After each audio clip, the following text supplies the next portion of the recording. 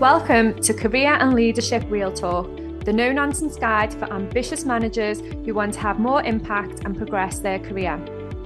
I'm Pamela Langan, a job search coach and expert CV writer specialising in helping frustrated professionals land the jobs and pay rises they know they deserve. And I'm Jackie Jagger, a leadership and mindset coach specialising in helping newly promoted and new to role leaders to avoid the dickhead trap and lead with confidence. Between us, we've helped hundreds of leaders and managers to find new roles, take ownership of their careers, and handle the challenges that job searches and leadership responsibility inevitably bring. And now we're joining forces to share with you what we know has worked for our clients. Hello and welcome to this week's episode. We are talking today about how you can lead when you're lacking clarity. We're going to talk about when you're not getting it from your senior leaders and you're wondering, how do I find this clarity and how can I get myself into a position where I can provide clarity for my teams?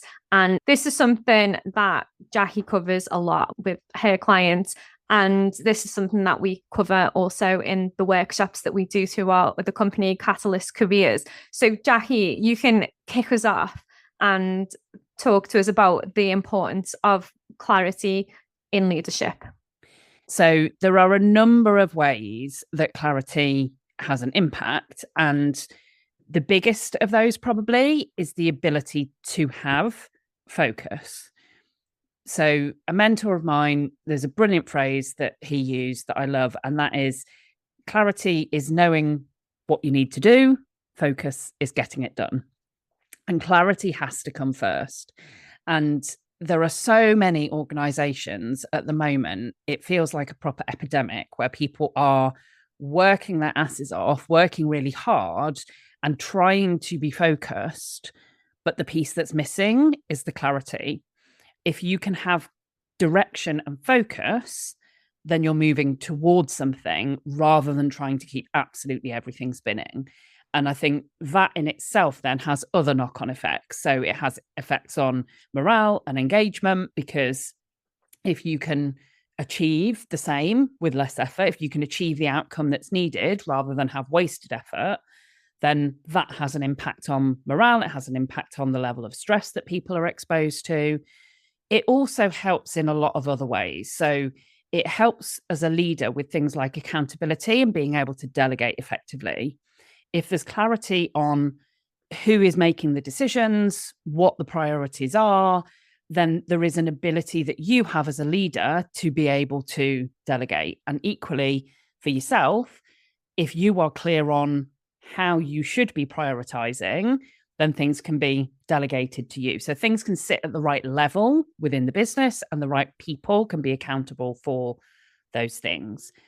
And then it also, as a consequence of that, allows for better decision making, because there's that understanding of what are the different factors that need to be taken into account in order to make good decisions. So without clarity, all of those things start to get chipped away and start to get crumbled. But I think for me, really, the overarching one, the one that I'm seeing the most with my own clients, is that aspect of the level of performance. And that's then dependent upon being able to actually be focused and be productive and not be constantly stressed and anxious by trying to do 1,000,001 things, when in reality, the priorities could be clear. Yeah, and I absolutely agree with all of that. And I was just thinking as you were talking through there about one of my clients recently who came to me because he was thinking that there's nothing else he can learn from his manager. There's no clarity. It's quite chaotic. And he came to me and said, I just need to get out of there. So rather than looking at ways to gain clarity, rather than having those conversations with his manager, he was just looking to jump ship. And I feel like that happens quite a lot for some of my job search clients, because when there isn't that sense of clarity, when you feel like you're going in every day, and sometimes it can feel like trudging through the mud. Sometimes you just feel like you're all over the place. And like you were saying, they're like spinning lots of plates. It's really hard, isn't it? And I feel like when people get to a certain point in that situation, there's no going back for them. They just feel like they just need to get out of there. I love what you said, that the absence of clarity is chaos. That, in a nutshell, is my very descriptive answer of all the reasons why clarity is important. And the big reason is to avoid chaos. So, yeah, if people are in a chaotic situation that is stressful, it's not easy to deliver, and people want to do a good job. So it does not surprise me that a big driver for people coming to you for that job search coaching is because they need to get away from the chaos. And in reality, if you build the skills of starting to create clarity for yourself and for your team from chaos, then sometimes that is avoidable. But it's completely understandable that people maybe don't have that awareness or that understanding of quite how to go about it. And the net result of that is talent gets lost from businesses. People move on in search of somewhere that they can have a bit more of that calm ability to focus and more reasonable workloads that comes with clear direction and clear vision being set. Yeah, absolutely. So I think probably the next thing for us to focus on here is really how to spot when that clarity is lacking, because I do feel like sometimes you can just feel like you're caught up in the chaos and you don't really know why or what to do about it. Whereas this is a good time to think, is my work life quite chaotic right now? Could it be that we're just lacking the clarity and the focus? So, how do you spot when the clarity is lacking? So, what we're talking about here, I think, are some of the more subtle signs that, if left unchecked, then become that chaos. So, if you've got chaos, you've probably got all of these signs, but you could equally be on the road towards it. So, I think in quite quick succession, we can run through these because people will recognize them. But if you haven't got the level of clear direction for yourself and your team, then some of the likely signs will include things like people know what they need to deliver, but they don't know why. So if you've got people that seem to be questioning you about why do I need to do that, then that can be that there isn't the understanding of what's behind it. So they might have an objective or they might have a task or a project that they're delivering, but if they don't have the context of why, then what that can do is impact some of those things we were talking about before. So it can mean that they perhaps aren't in the best place to make the decision you would make in that context. They perhaps don't have the understanding of how does that fit in. You'll also see that decisions get deferred upwards. So if you are that person where you're like, oh, why will they not just get on with it? Why are they not just going and doing it? Often that is because people don't have the confidence that they are able to make those decisions. And that can be because they don't know the context in which to make the decisions, or because they don't feel confident that they would make the same decision you would make. And they don't want to take the flack after it if they make what you consider to be the wrong decision. So decisions deferring upwards is a sign. Also, people kind of coasting, so that lack of engagement piece. It can be that where people previously have been quite engaged, but then they maybe seem as if they're coasting or drifting, or where perhaps kind of politics or jostling for position or bickering is coming into play. So those kinds of things can also be signs that people don't have that kind of laser focus and approach to their work. You'll also start to see things like deadlines being missed. So you might have 27 things, and in your head, if a ball's got to be dropped, it should be this one. But if that's not a shared understanding and other people don't have the same understanding as you, then deadlines can be dropped on things that you feel are important. Projects can be really hard to get off the ground and really hard to keep moving. And one of the reasons for that is that you'll have this situation, and again, taking me back to my corporate days, rehashing the same conversation time and time again in different meetings with different groups of people, different levels, almost coming back to the same discussion, even though it's, hang on, didn't we talk about that last week and the week before and 2 months ago? And yet it's still a topic of conversation. So all of those things can be signs that you are needing more clarity for yourself, for your team, for the organization as a whole. Yeah, and it's clear to see when you read out like that list of things, or you talk through that list of things, that it's so easy for people to get frustrated in that situation, isn't it? Because you're in it every day. And if those things are happening consistently, you do just start to think, what am I doing? I haven't got the energy for this anymore. So it's really clear to see why people do start looking for new roles rather than trying to find the clarity in their current role. With clarity and trying to find clarity, sometimes that in itself is going to be a challenge. So you can spot that it's happening.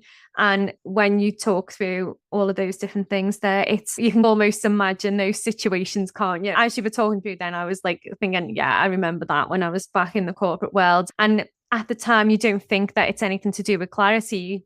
You're just stuck in that cycle, aren't you? So I suppose at the same time, you have got that level of challenge that you're facing as well along with this in terms of when you're feeling, or if you're listening and you're thinking, wow, it's clarity that I was looking for all of the time.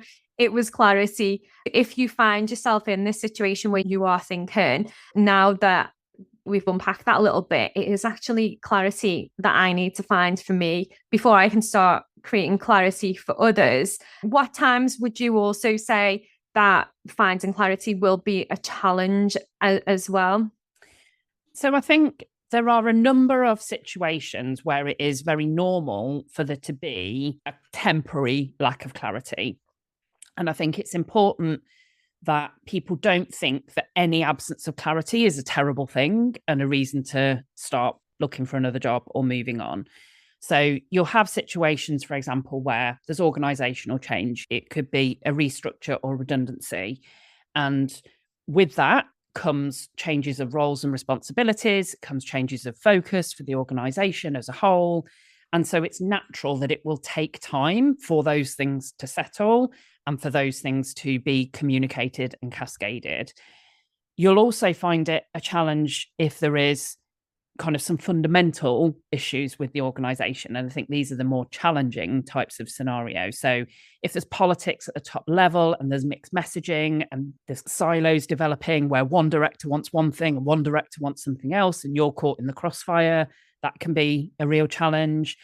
It can be that there is a lack of strategy for the business, that the people at the top are either in the process of developing a strategy. And so, again, that can be more temporary, or that they've got a strategy that is massively failing and they're not revisiting and recommunicating what do we need to do or change. It can also just be pace of change. Fast growing and scaling businesses often operate with an awful lot of ambiguity. And because I work a lot with mid-sized businesses, I see this where leaders have got their first kind of head of or director role and they've shifted from a bigger corporate into a smaller organization. I was literally having a conversation yesterday of people can look around and go, okay, is this how it is here? Is this normal? Because there aren't all the same kind of structures and organization. And in scaling businesses, that pace of change, it can be a lot, but also in mid-size and smaller businesses, the lack of structure can just be the norm. And if you've been used to more clarity and you come to a situation where there's less, that can be tricky.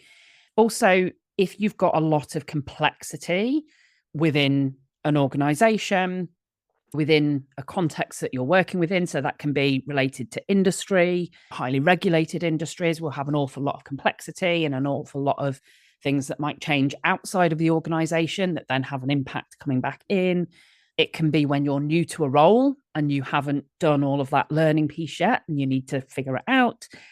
And let's be honest, it can also be when your boss really isn't up to it and your boss is quite chaotic and they're comfortable with chaos and they don't see the reason or the importance for creating that clarity for you, or they don't have that skill to be able to do it for themselves so they can do it for you. So there's lots of different scenarios where it can become a challenge. And I think the secret to it is understanding, is this a temporary thing? Is it something that I can live with for a bit? Is it something that I can do something about? And if so, what strategies can I pick? How can I go about getting the answers that I need so that I can be the leader that I want to be. So something that I've used years in leadership development workshops is you don't have to be well led in order to lead well. And I think this is a prime example where don't necessarily always need all the clarity that you'd ideally like in order to still be able to create more for yourself and your team. Yeah, I absolutely love that little quote as well, that you don't have to be well led to lead well, because you just see it so often. The amount of people that we speak to like every single year, and it's always the same stuff, isn't it, that comes up over and over again. And we know that companies don't always provide the best leadership training, and people get different levels of leadership training. Some people get thrown in at the deep end. Like there's so many things that play in to becoming a great leader. And I think obviously the people that listen to the podcast, you're actively looking to develop your skills and move forward as a leader, and that's great. And I suppose one of the key things with that is it is around that real kind of thought of creating that clarity for yourself and your team, and where you start with that. And I know you've got some really good questions that you use to help people find that clarity.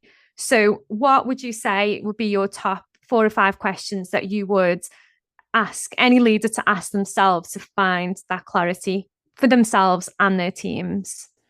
So when people are seeking clarity, the natural thing, and probably what I used to ask when I was employed, was things like, what are your expectations? What are my objectives? Those kinds of questions where you're seeking to get that understanding. The problem with asking those questions, particularly if you think about some of the scenarios that we've just said, can make it more challenging. If you've got a restructure, if you've got a pace of change, if you've got lots going on, if you've got a boss who isn't that brilliant at creating clarity, those questions take quite a lot of time and thought for people to give a meaningful answer. And so what I really advocate for people, particularly as you become more senior and as you step up where the expectations of you are less clear, is to use different questions. So instead, ask things like, what are your priorities? What are the things that you are finding a challenge at the moment? The things I'm seeing are X, Y, and Z. Would you say those are the biggest challenges for us as a business? Or would you say these are the biggest challenges for us as a function? And you'll get then questions that are easier for somebody to answer off the cuff. And you'll get that clarity without them feeling like you're asking a big job of them, because they don't have to do all the thought process to draw a conclusion. They can either say yes or no if you're saying, is it this? But also if you're saying, okay, what are your biggest challenges? What are your biggest priorities? What are the things? Another one that I think is really helpful to ask is, what are the sort of decisions that are in progress at a senior level that might affect me? I don't need to know the discussion, that might be confidential, but what are the things that I need to have on my radar that might be coming down the line towards me? And when you ask those kinds of questions, you almost get the insight and get them to start creating clarity without making it a big job for them to do that. And that's why those questions can be so effective, because they don't feel like a big job for the person you're asking them off, but they give you really helpful insights to help you build that kind of context and picture that is maybe lacking. Yeah, and I think sometimes as well with those more common ones, like around the objectives and things like that, if your manager is somebody that hasn't got that level of clarity, then those questions are probably going to be a nightmare to them, aren't they? Whereas the ones that you've just described there, they're really focused, but a lot softer and easier to answer, aren't they? Because it's more about leaning into what are the priorities, what are the challenges, rather than what should our objectives be, because a lot of the time that isn't clear. But once you understand what the priorities are and ultimately what you need to be working towards, then you can then create the objectives and things like that off the back of those conversations. What you're effectively doing there is managing up, aren't you? using your influence as a leader to extract that information that you need that's going to help you gain the clarity and also help you provide that clarity for your team and make your team more effective. There's managing up, and the other way to use it is to use some of those types of questions with peers and colleagues, because people often overemphasize the relationship with their boss and their team, so the up and down relationships, and don't do enough on that collaborative relationship with peers at the same level. If you ask those types of questions of some of your colleagues, what you'll start to find is that things that maybe your boss didn't think to tell you that you might need to be involved in, there may be projects or things that colleagues are going to need from you. So particularly if you're maybe in more of those kind of head office type functions, say you're a marketer or you're in HR, and other people have got projects that they do know that they're going to have to work on, there may be things where it's important for you to have input or where you could really add value or contribute. If you ask those types of questions of what are your priorities, what are the things that you as a function are going to be working on, then what you can do is with those peer relationships, you can create the opportunity for kind of input or influence earlier on as opposed to later. An example of this was, I remember working in operations and somebody coming in from L&D, and they had this kind of whole project plan for how we're going to roll this thing out. And then we were sitting there going, okay, but we've also got an IT system change. So IT have all got a whole project plan for how that system is going to be rolled out. And actually, we need to, from an operations perspective, be aware of both of these. And we need to think about how do we deliver our contribution to both projects. So even though the projects might be owned by the function, there will be other stakeholders. And not necessarily that you will get to hear about them, but if you start to use some of those questions, you can get a bit more foresight and understand what might be coming down the line towards you, what might you need to plan and prepare for. And then again, when you're building your objectives and when you're building your kind of own planning for yourself and your team, you can have that oversight of those types of things as well. Sometimes when you've not got that clarity, it can be really tempting to wait until you've got the clarity before you start communicating with your team. Because I suppose with that, you probably feel if I just go straight into this and start talking about how we find the clarity, or maybe you don't want to share that you've not got the clarity at that point. So you stop yourself from sharing with the team and communicating with the team. But that isn't always the best way to play it, is it? No, definitely not. I think it's tempting for two reasons. One is you feel like, okay, I'm nearly there. It's better to do it once and do it well. So I'm better to go and gather all this information and communicate when I've got it. But that can underestimate the impact for other people of operating with that ambiguity for that extended period of time. And the other, I think, is feeling that you should know and you should have clarity and you should have the answers and be able to present the whole thing as a full picture. And in reality, as a leader, that's not always the case. There will be times where it's unavoidable that you'll be operating under ambiguity for a period of time. So I would completely agree that often communicating what you do know, you can also at the same time communicate what you don't know and what you're working on finding out. You can also then get input from your team. You can find out what questions do they have, what is it that comes up for them when they're hearing about these are the things that I'm not yet sure of. So they can then have their questions answered when you're going and seeking it, as opposed to you trying to go ta-da and present the whole thing. And then they fire a load of questions and you still have to go off and do a load more. So I think when you set ego aside and you work collaboratively with your team, you can be really honest that I don't have all the answers. And these are the things I do have answers on. And these are the things that I don't.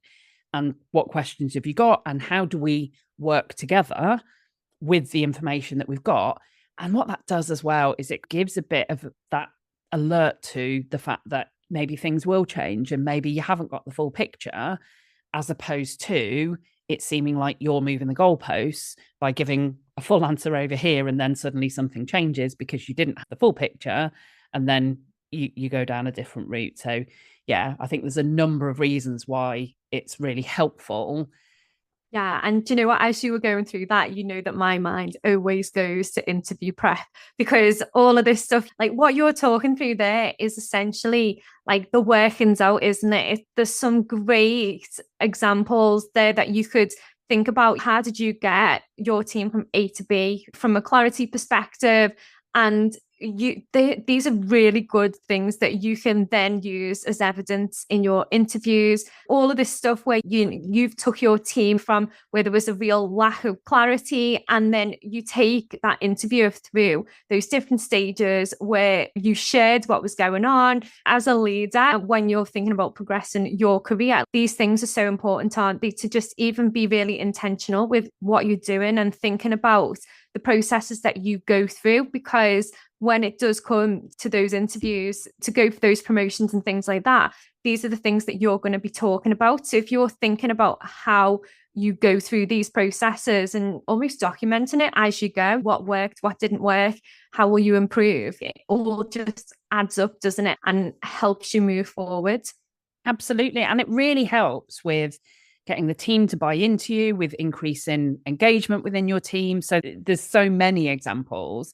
And if you are looking at promotions internally, it really sets you as somebody who takes the initiative, who works with what they can and doesn't complain about what they don't have, but who really takes that initiative and grasps it and will go and seek what they need for themselves and their team rather than be passive and wait to be given clear direction themselves. They will seek to create what they and their team need. Yeah, exactly. And I think when you start thinking of it from that perspective and you start being really intentional about it, it actually gives you a lot more clarity than you would ever realize.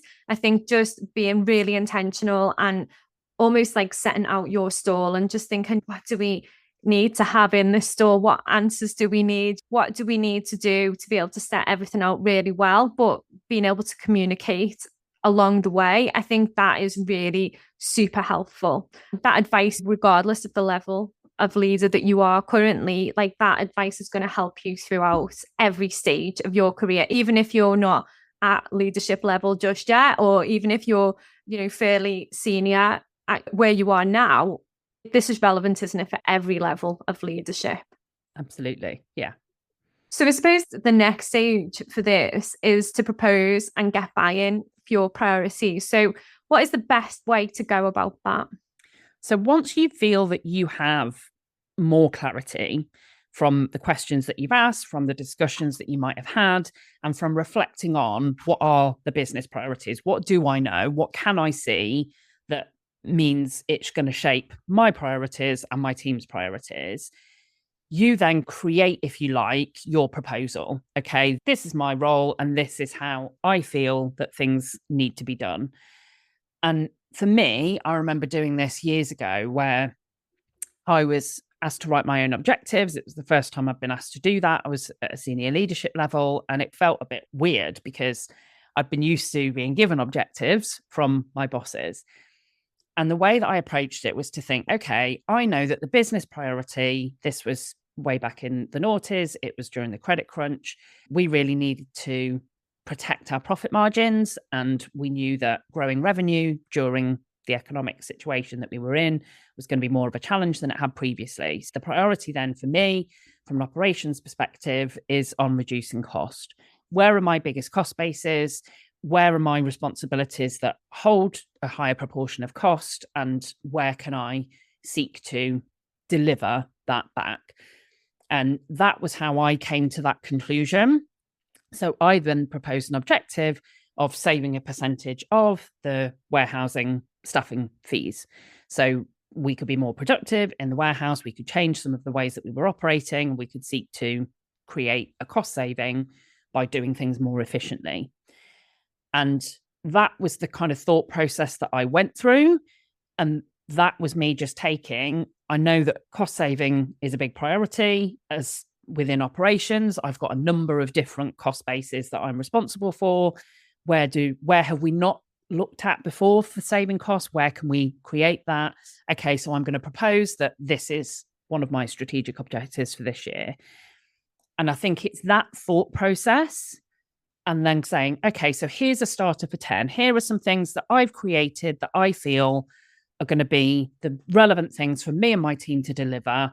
If we deliver this, is that what is going to tick your boxes? Is that what's going to, so going way back to what we said about asking questions, instead of saying, what are you expecting from me? What are the measures of success? What you're saying is, I believe what you need from me is, and the way I'm proposing to deliver that is, and you share that. And then people can either go yes or no. They're not always going to say yes. They're not always going to agree. But just in doing that, you create the conversation and the opportunity then for them to go, oh, that's not right. Okay, why is that not right? What have I missed? What do I not understand? And then you refine and you can go again. But what that does is positions you again as somebody that takes that initiative, that steps it up and is coming forward and saying, this is how I believe I'm making a contribution. Is that what you're wanting and expecting from me? Good, away I go, and I'll make the plan and deliver it. Or no, okay, what do you want instead? Yeah, I totally agree with that. And I think sometimes as well, it is about embracing the uncertainty, isn't it? And almost using all of these experiences as a form of training. Everybody is working towards something. Everybody needs to practice and test these different things out. And I think by doing that as well, it will definitely increase your tolerance for ambiguity and make you feel more comfortable working in that space. And especially if you're in a position where your boss just lacks the capacity or the competence to provide that clear direction. So you might need to stick to some short-term priorities and reassess those like fairly often. Would you say that is probably the best way to play it?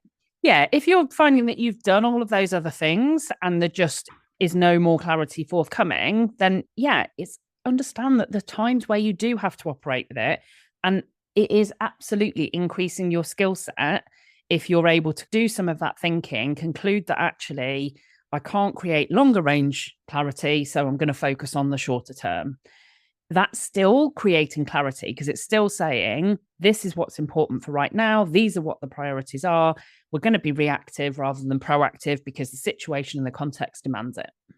Yeah, exactly. And I think at this stage as well, if you are looking for additional support, it's definitely worth considering working with a coach or a mentor to support your thinking and your decision making as you work through the ambiguity.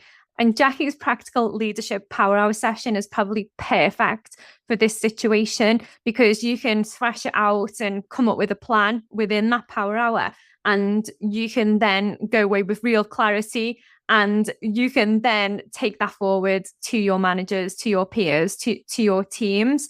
And I think that the key with clarity is that some is better than none, wouldn't you say? And taking ownership of creating as much clarity as you can while not beating yourself up is definitely going to be something that will help you rather than hold you back. So I would definitely advise if you're feeling like you're stuck in that rut of having no clarity or spinning all of the plates, to book yourself in with Jackie for one of those power hours and just get yourself on that first step of the ladder to finding the clarity that you need, because it will absolutely help with the rest of your career and it will definitely improve your ability as a leader as well.